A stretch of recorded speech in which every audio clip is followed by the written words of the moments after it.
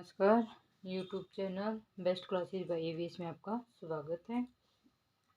और आज हम अपनी नर्सिंग की 25 क्लास स्टार्ट कर रहे हैं और आज हम इसके अंदर पढ़ेंगे इम्पोर्टेंट जो क्वेश्चंस आते हैं और ये ऐसे क्वेश्चन हैं जो डायरेक्टली क्वेश्चन पूछे जाते हैं।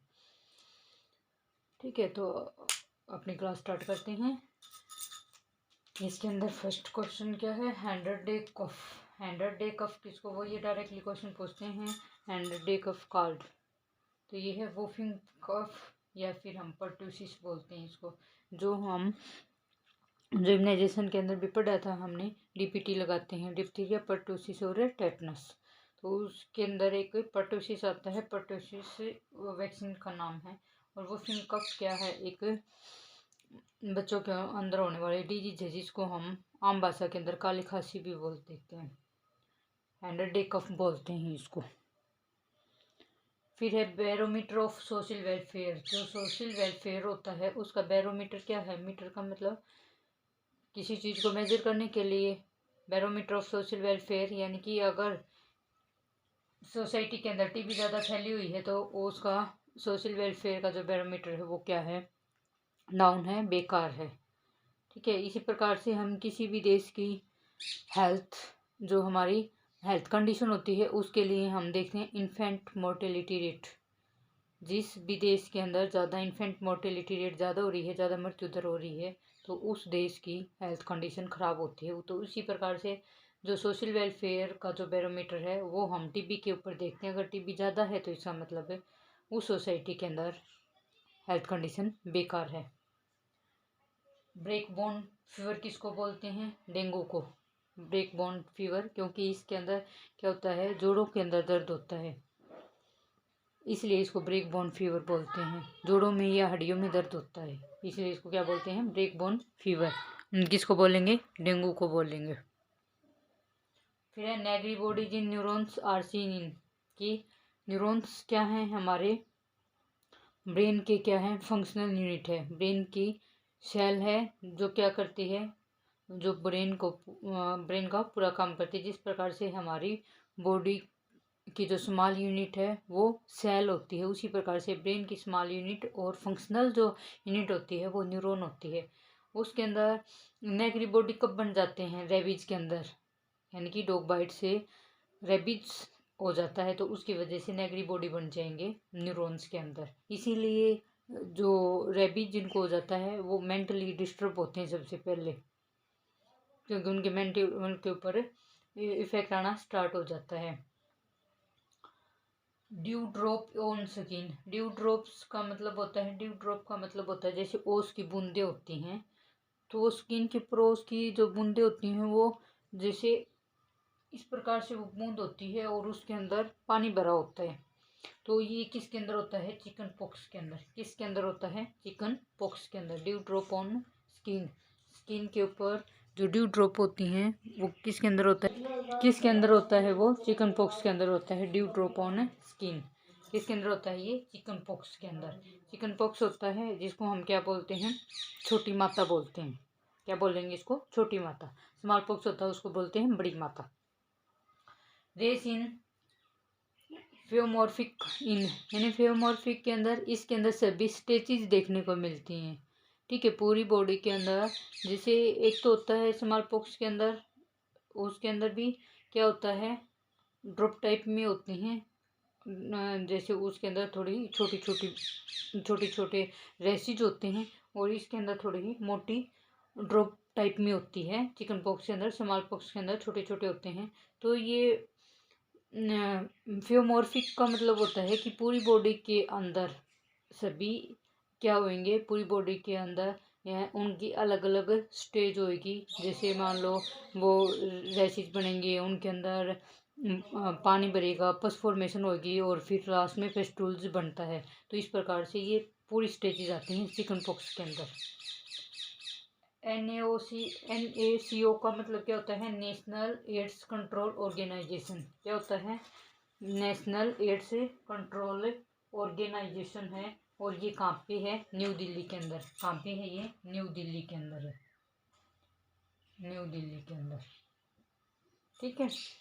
NACO national AIDS control organisation, जो कि न्यू दिल्ली के अंदर है। नेशनल इंस्टीट्यूट ऑफ न्यूट्रिशन, जो नेशनल इंस्टीट्यूट है न्यूट्रिशन का, वो कहाँ पे है? हैदराबाद के अंदर। ये न्यूट्रिशन का क्वेश्चन है और कई बार डायरेक्ट क्वेश्चन इनमें से कोई ना क्वेश्चन जरूर आएगा और सारे इंपॉर्टेंट क्वेश्चन हैं। डायरेक्ट क्वेश्चन पूछते हैं नेशनल इंस्टीट्यूट ऑफ न्यूट्रिशन कहाँ पे है? हैदराबाद के अंदर। जनरल साइंस का भी क्वेश्चन है ये। Ayush is important component of, जो आयुष है वो किस का इम्पोर्टेंट कंपोनेंट है? ये है NRHM, national rural health mission का। आयुष है ये किसका है? ये है NRHM का, national rural health mission. Ayush के अंदर क्या आ जाएगा? आयुर्वेदिक, यूनानी, सिद्ध और हेम्योपैथी, तीनों चीज़ें आ जाएंगी। ठीक है, चारों चीज़ें आएंगी। आयुर्वेद आ जाएगा इसके अंदर, यूनानी, सिद्ध और हेम्योपैथी आ जाएगी। और NRHM का ये क्या है? इम्पोर्टेंट कंपोनेंट है। Man is dead and host for, ये कह रहे हैं कि man is dead and host for, यानी कि होस्ट का मतलब होता है किसी भी डिजीज कंडीशन, यानी कि किसी भी डिजीज जो कंटेंट होता है जिसके द्वारा डिजीज फैलती है उसको अपने अंदर रखना। ठीक है, होस्ट का मतलब होता है किसी भी वायरस, बैक्टीरिया या माइक्रो ऑर्गेनिज्म को रखने वाला होस्ट होता है। तो ये क्या कह रहा है कि man is dead and host for, यानी कि टेटनस और रेबीज के अंदर। इसका मतलब ये है कि अगर किसी भी व्यक्ति को टेटनस या रेबीज हो जाता है तो वो एंड होस्ट होता है। अगर एक बार किसी भी पेशेंट के अंदर टेटनस हो गई या रेबीज हो गया तो लास्ट होस्ट वो ही रहेगा, उसका एंड होस्ट होता है। यानी कि उसका एंड कब ख़त्म होएगा? जब उस व्यक्ति की डेथ हो जाएगी तब ख़त्म होएगा। ठीक है, टेटनस और रेबीज अगर किसी भी मरीज को हो जाए, किसी भी व्यक्ति को हो जाए, तो उसका होस्ट कब ख़त्म होएगा? आदमी की मृत्यु पर। सीधी सी बात यह है, टेटनस और रेबीज का मरीज कभी भी ठीक नहीं हो सकता। उसके अंदर वो उसके अंदर वो वायरस रहेगा। Cold chain temperature for most vaccines. Cold chain क्या होता है? कोल्ड चेन हम वैक्सीनेशंस के अंदर यूज करते हैं। वैक्सीनेशंस के अंदर हमें यूज करते हैं। जो इम्यूनाइजेशन हमने पढ़ा था, जो वैक्सीन होती हैं वो कोल्ड चेन के अंदर आती हैं सभी। तो उसके अंदर जो मोस्ट वैक्सीन्स का टेम्परेचर होता है वो कितना होता है? 2 डिग्री सेल्सियस से 8 डिग्री सेल्सियस तक होता है, 2 से 8 डिग्री सेल्सियस तक होता है। इसके अंदर जो हमारी पोलियो वैक्सीन है उसका टेम्परेचर -20 डिग्री होता है। जो पोलियो है, BCG है, मीजल्स है, इनको हम नॉर्मल टेम्परेचर के अंदर रखते हैं। वैसे अगर BCG की अगर हम बात करें तो ये अगर हम फ्रीजर के अंदर रखेंगे तो -20 डिग्री के अंदर रखेंगे। अगर उसको यूज करने के लिए हम बाहर निकालेंगे तो 2 to 8 डिग्री से सेल्सियस पर उसको हम टेम्परेचर को रखेंगे, यानी कि 2 to 8 डिग्री सेल्सियस टेम्परेचर पर रखेंगे बाहर। और अगर उस टाइम पे हम फ्रीजर के अंदर रखेंगे, लेकिन यूज से पहले हम फ्रीजर के अंदर रखेंगे -20 डिग्री के अंदर। एक वैक्सीन कैरियर है कंटेन, यानी कि एक वैक्सीन कैरियर है, उसके अंदर कितनी वायल आती हैं? तो इसके अंदर 16 to 20 वैक्सीन वायल आएंगी। इसके अंदर कितनी आएंगी? 16 to 20 वैक्सीन वायल्स आएंगी। और एक वैक्सीन कैरियर होता है, उसके अंदर 4 आइस पैक आते हैं। कितने आइस पैक आते हैं? 4 आइस पैक्स का मतलब होता है, आइस पैक्स का मतलब होता है जो उसके अंदर बर्फ़ जमाते हैं।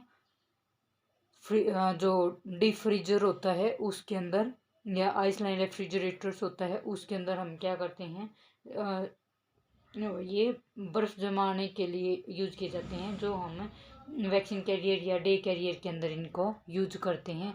जैसे मान लो अपना हेल्थ सेंटर है, उससे बाहर अगर वैक्सीनेशन के लिए जाना है तो या तो डे कैरियर लेके चलते हैं या फिर वैक्सीन कैरियर लेके चलते हैं। जो वैक्सीन कैरियर होता है उसके अंदर 4 आइस पैक आते हैं और इसके अंदर 16 से 20 वैक्सीन वायल को हम स्टोर करके ले जा सकते हैं, जैसे कोई इम्यूनाइजेशन डे वाले दिन लेके जाते हैं। एक डे कैरियर होता है जो छोटा होता है, जिसके अंदर 6 से 8 वैक्सीन वायल आती हैं और इसके अंदर 2 आइस पैक होते हैं। कितने आइस पैक होते हैं? 2। TSH क्या है? थायराइड स्टिमुलेटिंग हार्मोन होता है। TSH क्या है? थायराइड स्टिमुलेटिंग हार्मोन होता है, जिसकी वैल्यू होती है 0.2 से लेके 5.4 माइक्रो यूनिट पर ml के अंदर। ठीक है, इसकी नॉर्मल वैल्यू है ये वाली। T4 होता है थायरोक्सिन। ये क्या होते हैं? अगर मान लो TSH बढ़ा हुआ है, TSH बढ़ गया तो ये क्या हो जाएगा? कम हो जाएगा। तो इसके लिए हम थायरोक्सिन की टैबलेट चलाते हैं। TSH जिसका भी बढ़ता है उसके अंदर थायरोक्सिन की टैबलेट चलाएंगे, क्योंकि ये स्प्रेस हो जाता है। ये दोनों अपोजिट चलेंगे। 5 to 12 माइक्रोग्राम पर DL। इसकी नॉर्मल वैल्यू कितनी होती है? 5 to 12 माइक्रोग्राम पर DL। अगर मान लो जिसके अंदर TSH बढ़ा हुआ होता है उसके अंदर थायरोक्सिन नाम की टैबलेट आती हैं। ये 25 mg के अंदर आती हैं, 50 mg के अंदर आती हैं, 75 mg के अंदर आती हैं, 100 mg के अंदर आती हैं। इस प्रकार से वो देखते हैं कि हमारा TSH है वो कितना लेवल उसका बढ़ा हुआ है, उसके अकॉर्डिंग हम थायरोक्सिन की टैबलेट चलाते हैं। और T4 और T3 है वो साथ में चलेंगे।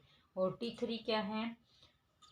थायरोडियोथायरोनिन है, जो 82 to 230 नैनोग्राम पर DL। इसकी नॉर्मल वैल्यू क्या है? 80 से लेके 230 नैनोग्राम पर DL तक है। एक हमारे बॉडी के अंदर T4 सेल होते हैं और एक CD4 सेल होते हैं और एक CD हमारे बॉडी के अंदर क्या होते हैं? एक तो CD4 सेल होते हैं और एक से CD8 सेल होते हैं, जो कि हमारे बॉडी के अंदर बहुत ज़रूरी हैं, जो हमारी इम्यूनिटी पावर को बना के रखते हैं। तो CD4 सेल काउंट होते हैं वो 500 से लेके 1600 सेल पर लीटर।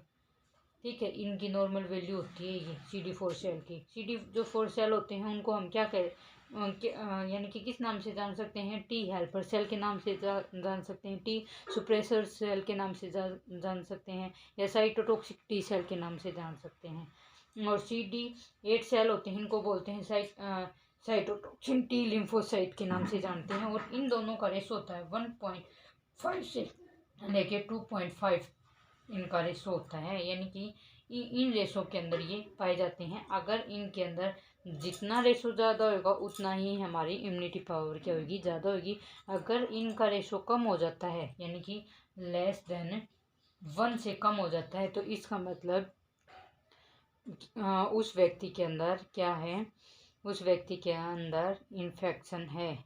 वो इन्फेक्शन को उसने माइक्रो ऑर्गेनिज्म उसकी बॉडी को घेर लिया है। तो इसलिए अगर ये 0.5 से कम हो जाता है तो उस पेशेंट के अंदर ये रेशो है, इनके बीच का जो गैप है, यानी कि इतने होने चाहिए ये, उससे अगर 0.5 तक इनका रेशो चला जाता है तो इसका मतलब वो पेशेंट HIV का पेशेंट है। उनके अंदर क्या हो जाएगा? ये दोनों सेल का रेशो है वो कम हो जाएगा और दोनों सेल कम हो जाएंगे, और उसके अंदर जो हमारे इम्यूनिटी सिस्टम होता है वो स्प्रेस हो जाता है। उसकी वजह से CD4 सेल और CD8 सेल दोनों का रेशो क्या हो जाएगा? कम हो जाएगा। ठीक है, आज के लिए इतना ही। ये इम्पोर्टेंट क्वेश्चंस आगे हम करते रहेंगे, और डायरेक्ट क्वेश्चन आते हैं PGI के अंदर और HSC के अंदर इनमें से। धन्यवाद, आज के लिए इतना ही।